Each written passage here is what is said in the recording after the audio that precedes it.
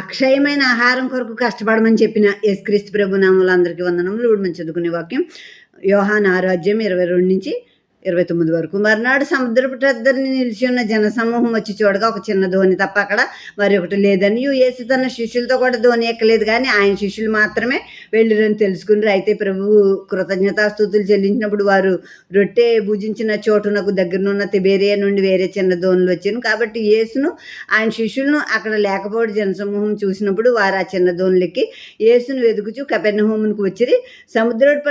సముద్రపు టద్దరిని ఆయన కనుగొని బాధకుడా, నీవెప్పుడు ఇక్కడికి వచ్చితివని అడుగ్గా యేసు, మీరు సూచనలు చూచటం వలన కాదు, కానీ రొట్టెలు భుజించి తృప్తి పొందుట వల్లనే నన్ను వెతుకుచున్నారని మీతో నిశ్చయముగా చెప్పుచున్నాను. క్షయమైన ఆహారం కొరకు కష్టపడకూడదు, కానీ నిత్యజీవం కలగజేయు అక్షయమైన ఆహారం కొరకే కష్టపడుడి. మనిషి కుమారుడు దాన్ని మీకు ఇచ్చును, ఇందుకై తండ్రి అయిన దేవుడు ఆయనకు ముద్ర వేసి ఉన్నాడని చెప్పిను.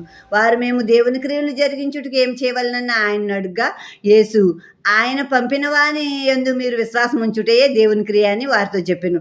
యేసుక్రీస్తు ప్రభు శిష్యులు తిబేరియా ఒడ్డుకి ఒడ్డుకి వచ్చేసారు. ఇప్పుడు రొట్టెలు తిన్నారు కదా అక్కడ జనులు, మళ్ళీ వచ్చేసారు యేసుక్రీస్తు ప్రభు దగ్గరికి.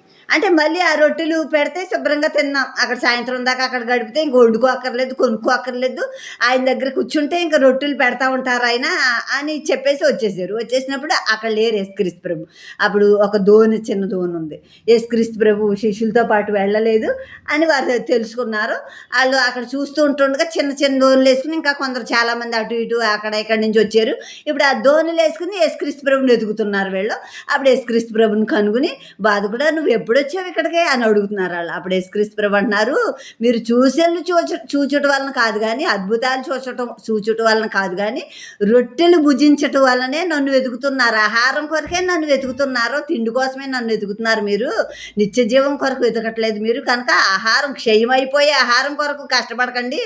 అక్షయమైన ఆహారం అంటే క్షయం కాని ఆహారం అంటే వాక్యం, దేవుని వాక్యం, దేవుని మాటలు, దేవుని సంబంధమైన దాని కొరకు వెతకండి. దేవుణ్ణి వెతకండి మీరు, అప్పుడు మీరు నిత్యజీవం గలవారై ఉంటారు అని చెప్పి, మీకు మనుష్య కుమారుడు అక్షయమైన ఆహారం కొరకే కష్టపడి మనిషి కుమారుడు దాన్ని మీకు ఇచ్చుచున్నాడు.